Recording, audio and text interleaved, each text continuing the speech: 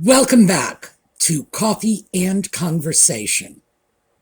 It's the coffee, here's the black cat, because the actual black cat is asleep on his cat tree in the front window so that he can look out, see all the snow, and count his lucky stars that he's not out there in it. Frankly, at this point, I think he is just defeated. We've had 2 snowstorms in the last week. Well, I wouldn't even call them storms. Maybe around here they are storms. As you all know, I'm from New England. These are not snowstorms. It's the first one wasn't much more than a light dusting, and the second one, again, not much more than that. Enough to leave snow on the ground, enough to get a little cat's paws cold and wet. Oh, and by the way, what he does when he comes in after being out in the snow, first thing he does is pops into my lap so that I can share in the delight of those cold, snowy paws, and then crawls up on my shoulder and demands comfort because he was outside in the snow.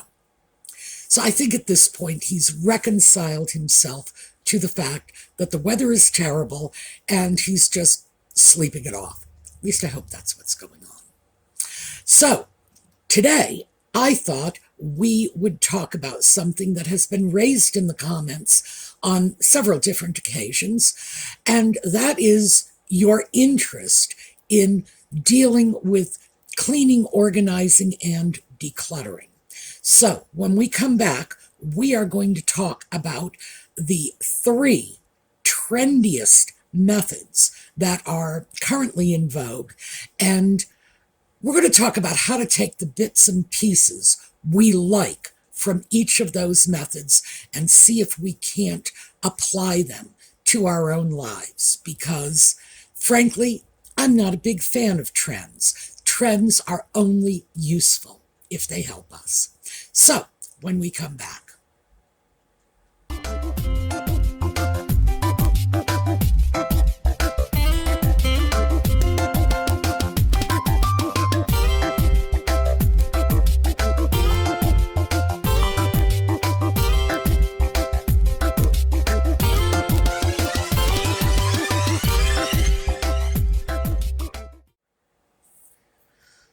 Okay, so we're all out there in the world. We're interacting with society. None of us are religious hermits living in a cave somewhere in the Greek mountains.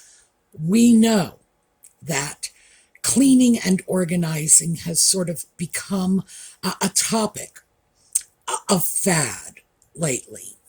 And I thought we would start with minimalism, because it's not really a cleaning and organizing method as much as it is an overall philosophy that I'm not sure is really a good one, but the whole minimalist trend has in fact made a lot of us feel guilty if we are not minimalists. And the other 2 that I'm going to talk about seem to have a shared goal of ultimately moving us toward minimalism. So I thought, just in the interest of clarity, that's where we should start. So, minimalism, depending on who you listen to on the subject, it is either living in balance with the environment, it's reducing our carbon footprint, our waste, it's repurposing, reusing instead of buying new, it's dealing sustainably, all of these things. And if you listen to 20 people, no matter where you get them from, you can get them all from the same small town, you're going to hear 20 different interpretations of what minimalism is. Now, there are some benefits to this. There are some liabilities. Not all of us are capable of living in that stark, characterless, Scandinavian, modern, minimalist environment.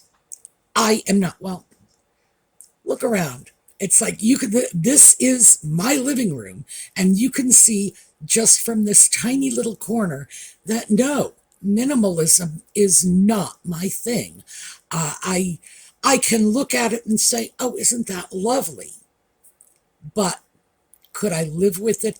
Absolutely not. But we still need to talk about this because it may appeal to some of you. This may be your goal in cleaning and organizing, getting down to that Spartan, just moved into the dorm room yesterday kind of look. It's fine. It's fine. I do not expect anybody to be comfortable in my space because it's uniquely mine.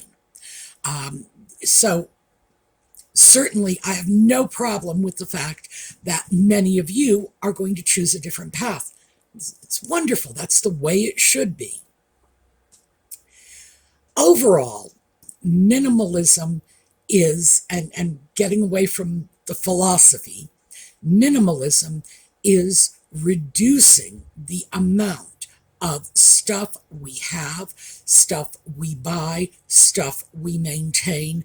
I suppose, in short, it's reducing the amount of our stuff.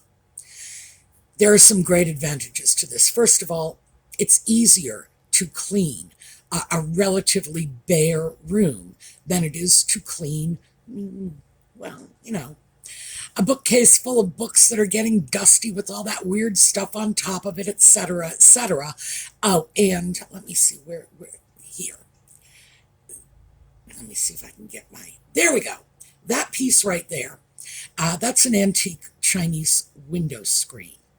And you have never experienced hell until you have tried to dust something like that. It's nothing but perforations and nooks and crannies. So, yeah, I get it. There is an appeal. And as we will discuss later, as we get older, the idea of removing excess stuff often becomes much more appealing. Keep in mind, too, that the opposite end of this is for young people starting off with very little, as most young people do. Maintaining a minimalist environment is also very appealing because, hey, when you're 22 and you've just gotten out of the university, you don't have a lot of stuff. So you are sort of naturally in a minimalist lifestyle out of necessity. So in terms of the benefits, oh yeah, they are there. No doubt about it. But there are liabilities too, and this is something that we really have to look at. For one thing, minimalism creates a revolving door kind of cycle with our stuff. We get rid of stuff because we want to create a minimalist environment, but because we have, to some degree or another, and we all have this, that sort of nesting instinct, we will gradually bring stuff back. And then, because we are trying to be minimalist, we will then get rid of that stuff. And then later bring more stuff back. And it starts to become this weird serial consumerism sort of thing. Cereal, that's cereal with an S, not a C. I have to say that because my former husband's grandmother was a serial consumerist. We realized that it was about time we considered a retirement home for her when we found 42 boxes of cereal in her kitchen. It was 42, I know, I counted. So, serial consumerism, grabbing stuff, getting rid of it, doing it again and again and again. And it's this cycle. And some people are deep into that. They are constantly striving to create that minimalist environment, and as soon as they get close, the nesting instinct kicks in, and they're like, no, I need a throw pillow for the sofa. I don't care if it's not minimalist. And eventually, usually a lot sooner than they imagine, that throw pillow is going to be dumped in their next minimalist purge. That is one of the biggest problems I see with minimalism. Now, many of the advocates of minimalism will say, oh no, it's not about buying cheap stuff, it's about buying better stuff, buying one time, buying it forever. I do want to throw this out. This is not a religious show by any means, but I do want to throw this out. I can think of one religion in particular, and there may be more. I am not an authority on the world's religions. There is at least one religion out there that, as a basic tenet of their faith, dictates that every 19 years you need to replace your household possessions.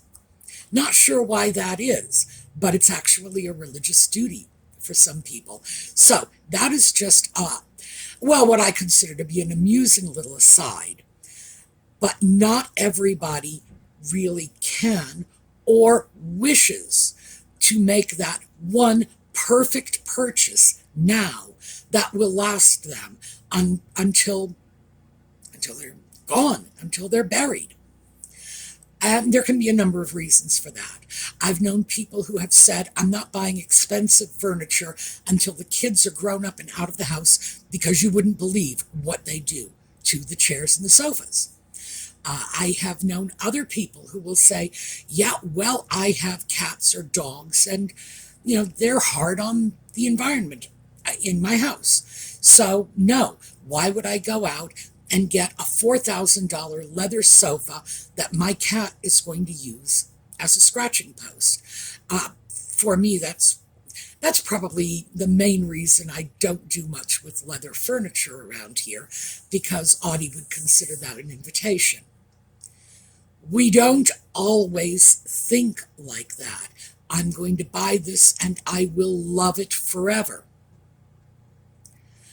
If you threw me into the apartment I lived in like 1972, I would be pretty alienated from that environment, because that's not who I am anymore. Also, so much in the world around me has changed that I'd say half of the stuff I had then was just phased out by changing technology. And do you really want that giant console television in the middle of your living room? Nobody has that anymore. I mean, my goodness, I had televisions that were very close to the size of a full twin-sized bed. That's how much floor space they took up. And we can't guarantee that we won't have more technological advancements in the future that will phase out the stuff we currently have. So I'm going to buy this one sofa and I'll never buy another one again. I don't think so. I just don't see that as reasonable for most people. So that part of minimalism, well, I think that's kind of the fantasy end of it. I will go out, I will buy the perfect lamp, I will buy the perfect sofa, I will buy the perfect dining set, and it will be mine forever, and I never have to do this again. It's pretty much wishful thinking. But that is essentially the goal of minimalism, to buy something that will last, buy quality. Now, buying something that will last and buying quality are good things. The chair behind me, that's right over here, that chair is from the 1950s, and I love it. The bookcase behind me is from the 1890s. The lamp, that's probably around 1930s. I love old stuff. I am like crazy for old stuff. But my tastes change and things evolve. So Am I prepared to look at any of these things and say I'll never replace them? No, not even the bookcase, and I love the bookcase. No. So I think with minimalism, the things of value we can take out of that philosophy is the idea of buying nicer pieces that will last longer. Also, remember, reusing, repurposing, buying secondhand, because almost everything you see here, just in the background from this video, almost everything is secondhand. These are antiques that I have purchased over the years. What can I say? I do believe in reusing. And I think that, first of all, it's more economical. And second, your grandma will tell you they don't make them like they used to. Well, it's true. They don't make them like they used to. The 1950s chair, I specifically wanted that because comfortable chairs like that are so hard to find. The armrests are like, what is that? It's probably at least 10 inches wide. You can set a cup of coffee down on that. Not that I would advise it, but you could. And as a matter of fact, I have a stack of books on one of the armrests of that chair. So, sure, there are things you can take from this. Reusing, repurposing are chief on my list. Now, as for the philosophy of become at one with nature and reduce your carbon footprint and so on, well, the downside I talked about, that getting rid of things and bringing new things in to replace that emotional void that the removal of the old stuff left behind, that is exactly the opposite of conservation, of keeping your carbon footprint small. And minimalism for most of us does beg that response. So I would say no, that's probably not a valid one. What we can take is the idea of reusing, repurposing, getting the best quality you can, which, by the way, is going to be at a thrift store, because that's where your money will go the furthest. So, yeah, plenty to be said. It probably wouldn't hurt me to go around and start picking up a few of the little knickknacks and whatever that are on my table on top of the bookcase, as you can see. Wouldn't hurt me. But am I in a great hurry to do it? No. Because, as I said, I'm not a minimalist. It's not something that appeals to me.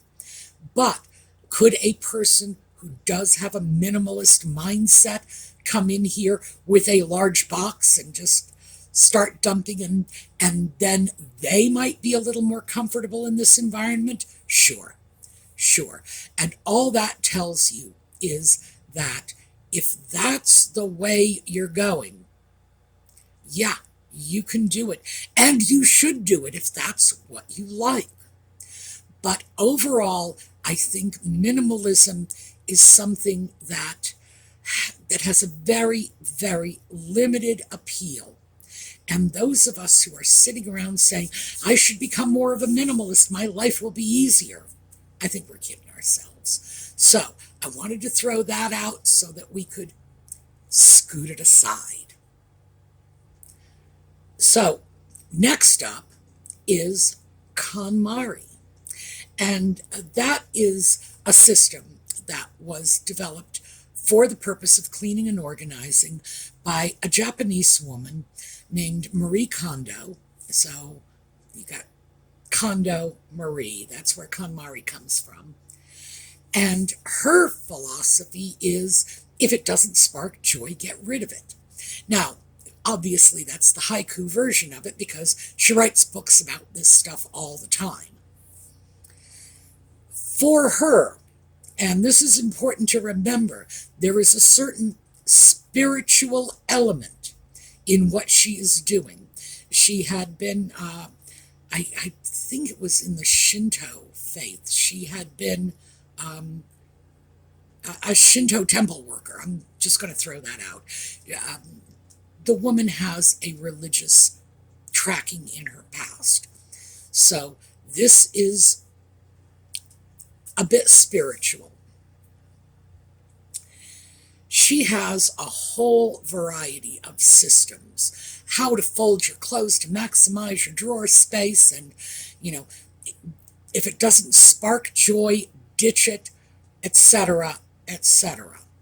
And you can go out and buy boatloads of books because she's written them, and then boatloads of books that other people have written about her method. It's one of the really trendy organization and decluttering methods out there. And of course, I have a problem with that too. Part of the problem is she's coming at this from a very clear perspective of Eastern philosophy, and that's fine for her.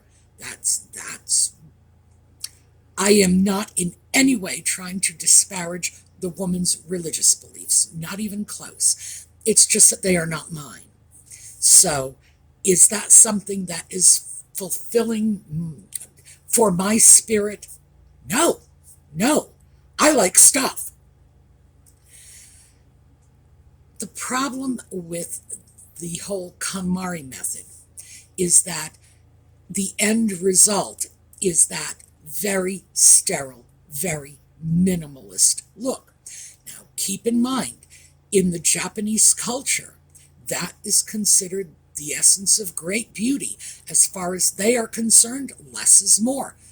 God bless them for it. I'm not at all trying to change the way they look at things or to suggest there's anything wrong with it. That is their perspective. Culturally, this is something that the people of Japan have valued for many, many generations. So it works for them. Can that easily be translated to the West? I don't know. I'm not sure it can. I'm not sure everything in our world must spark joy. I'm not even sure everything in our world must spark tepid preference. The fact is that all of us are stuck with a certain amount of stuff in our homes that we may not be absolutely in love with. And the idea of only keeping things that you absolutely adore is crazy. I do not really adore my flatware. Am I prepared to take my good silver, which has been in my family for like 6 generations, am I going to take that out of the box and use it every day? Am I going to cut up pizza with my great-grandmother's favorite carving knife? I don't think so. So, I'm stuck dealing with flatware, the everyday stuff, the stainless steel stuff in the kitchen drawer that I'm not in love with. I'm not, I don't hate it, I bought it, but am I in love with it? No, absolutely not. I went into a store, I looked through a whole bunch of flatware, because I like old stuff. So nothing really appealed to me, and I just found the least offensive set of flatware that had double the amount of teaspoons. That was my criteria. I want extra teaspoons. Is this in any way enhancing the quality of my life? Well, yes, because it does allow me to eat. It allows me to go out, get a pizza, and not feel like I am, spitting on my great-grandmother's grave by hauling out her favorite carving knife. It's doing its job, but it is not sparking joy, and it is never going to. I am never going to find a set of everyday flatware that makes my heart sing. It's not going to happen. It's just freaking flatware. So I think this is true for all of us. And I just pulled flatware out off the top of my head. There are so many other things in our homes that are not exciting us, but they have to stay. For a lot of people, it's their lamps. Not for me. Not for me. I do love every lamp I've got, but that's the acquisition of these lamps was a labor of love over many years. Not everybody is in love with every single lamp they have in their home. Do they need to be? No. Why? Because the lamp does a job. You flip the switch, you have light. Fundamental. And do you need to love it? Of course not. Sometimes you bought that piece simply because it was on sale at Target for $10 and it doesn't clash with the rest of your furniture, so you bought it. And in fact, you might actually be in love with the deal you got rather than the lamp itself. I think it is like that for most of us. Most of us have things surrounding us in our lives that we don't love. And no matter how much you try to twist our arms, we are never going to love the toilet brush. But we have to have it. It's like, really, we do. We may never fall in love with the shower curtain, but unless you want, the shower water to spill out all over your bathroom floor every time you wash up, you got to have a shower curtain. And there's no room in this KonMari method for the stuff that you don't love, the stuff that is just there. I see that as a major problem. So let's go to Margareta Magnusson. And she's the woman who wrote The Gentle Art of Swedish Death Cleaning. Now, I am Swedish American, and you know that. I'm sure you do. I'm sure I've mentioned it. Frankly, I never heard of this. So she is claiming this is something that is extremely common in Sweden. None of my Swedish relatives have ever shared this wisdom with me. And given my age, keep in mind, my Swedish relatives, if I gathered them all together, would span about 1.5 centuries of people I've known throughout my life. And none of them ever spoke about death cleaning. However, to be fair, Scandinavians do seem to be a little more interested in death than most people. Not sure what that's about. It's just a little screw loose that we have, and I think we all have it to a certain extent. The philosophy behind this is you clean it now or your heirs will have to clean it later. Because Swedish death cleaning is going through your things as if you were doing this in apprehension of your own passing. I think for a lot of people, that basic philosophy is enough to make them uncomfortable. I know you get to be my age, and it's 6 of one, half a dozen of the other. Half the people I know my age are looking at the inevitability of passing. The other half are saying, whoa, do not rush me into that coffin, thank you very much.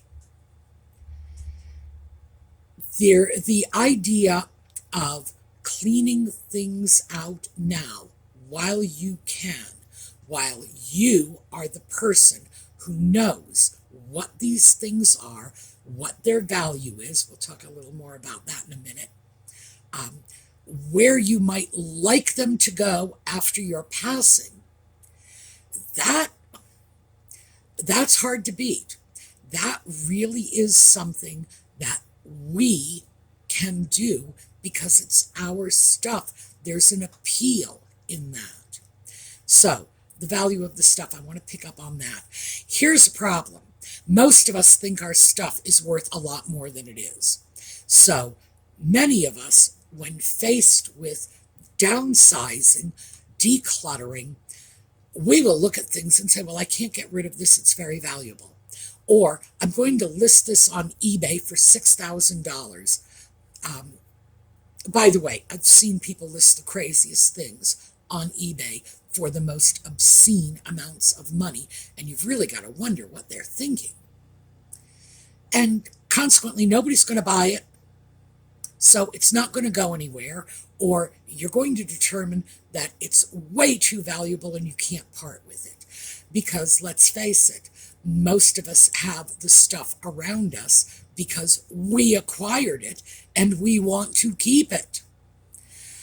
The plus side on this is that when you start cleaning things out, this whole, well, what happens if somebody has to do this after I'm gone? You do start to get a little more realistic about things like, the Lazy Susan that Aunt Martha gave you for a wedding present back in 1974.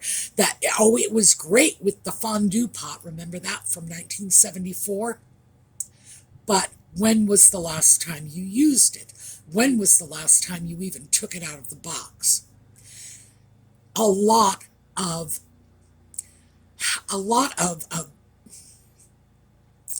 fluff. That's probably the kindest way to put it. A lot of fluff in our homes can be eliminated if we take the approach of, if I don't deal with this now, my children, my grandchildren, whoever I'm leaving my estate to is going to have to do it later. My spouse might have to come in and try to figure out how to get rid of that closet full of dresses that I haven't worn since the 1990s. It makes a certain amount of sense, and it will help us to ease through that transition. So the thing is, the pluses and minuses on death cleaning come from the same source, and that is our emotional attachment to our stuff. That emotional attachment is what leads us to conclude that, the Lazy Susan that Auntie gave us for our wedding gift back in the 70s should probably go to her granddaughter rather than someone else in the family. That's the emotional connection. But it's also the thing that will keep us from getting rid of it in the first place, because Auntie gave it to us and it was a wedding present, and you can't just dump a wedding present somewhere. Or of course hey, 1970s, this is vintage, it could be worth a lot of money, and I'll list it for $6,000 on eBay, and if nobody buys it, I'll keep it. So as you can see, all three of these philosophies, and I got to wind up on this a little because we're going to pick up this tomorrow, but this overview, we're running out of time. As you can see, all three of these downsizing philosophies have pluses and minuses. The key is to grab the pluses from each one of them. Just take it out and say, well, I like this part. And don't bother with the minuses. Dump it. Like I said, I'm not a minimalist. So the basic fundamental concept of minimalism, reducing the amount of stuff in my environment, is actually a little threatening to me. Yes, I need to declutter. I need to reduce the amount of stuff. But when I am confronted with that as a reality, your stuff is going away, I start to feel threatened. I start to think, well, what about the stuff I want to keep? And then we move over to Marie Kondo. It's like, but it doesn't spark joy, so I don't get to keep it. So I'm back over to that minimalism anxiety. And then we go over to Margareta, and we're looking at, well, what happens when my children have to deal with this, maybe I should just sit down at the computer and write up insanely detailed descriptions of everything I own, where it came from, who I think it should go to, what I think it's worth. We can get ourselves into a complete nightmare situation like that. So, for me, minimalism is out, but I love repurposing and reusing. I love the philosophy of buying better things at thrift stores, at antique stores. Well, not antique stores. They tend to overcharge. At thrift stores and other similar places, because I do, fortunately, have a few antique stores in my area that, well, they price as if they were thrift stores, so I'm lucky. But if I were in New York City, I wouldn't be making the same claim. So, yes, that's insane. Aha, company. Sorry, just got distracted because, where are you? He's over here. Yep, my boy has just come up and he's actually showing his little face to the camera. Yep, okay, all right. I love the idea of getting vintage and antique pieces, getting things from secondhand stores. I have some things that I adore that were gifted to me years ago by friends. It's like, here's an old thing for you. It's like, whoa, thank you. I love that. That will come with me in my cleaning and organizing sort of overview.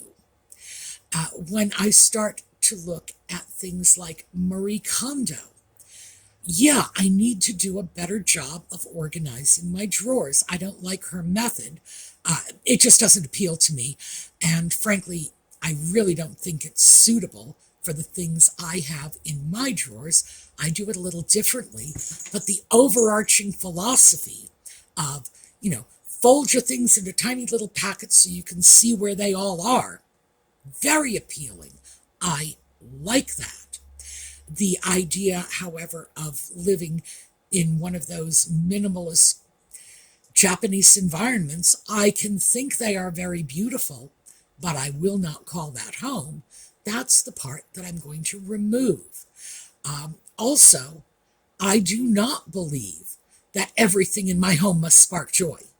No, not even close, because I recognize the fact that there's a great deal of stuff that I need to have just to get from one day to the next that is not going to excite me and make my little heart go pitter-pat. And that's okay. I don't have to love the toilet plunger. Sorry, Marie. And I will go over to Swedish death cleaning and look at the fact that because so much of my stuff is vintage and antique, if it needs to go, I should be the one to get rid of it, because I am the one who knows what it is, who can write up an accurate eBay listing and, slap that $6,000 price tag on it or whatever. I know the stuff, and somebody else coming in could end up throwing something that is very valuable into the trash.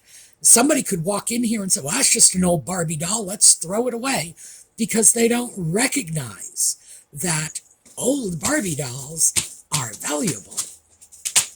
My bad boy is shredding a cardboard box again. He started that yesterday. Started shredding the box because he's not able to work off his energy outdoors in the snow.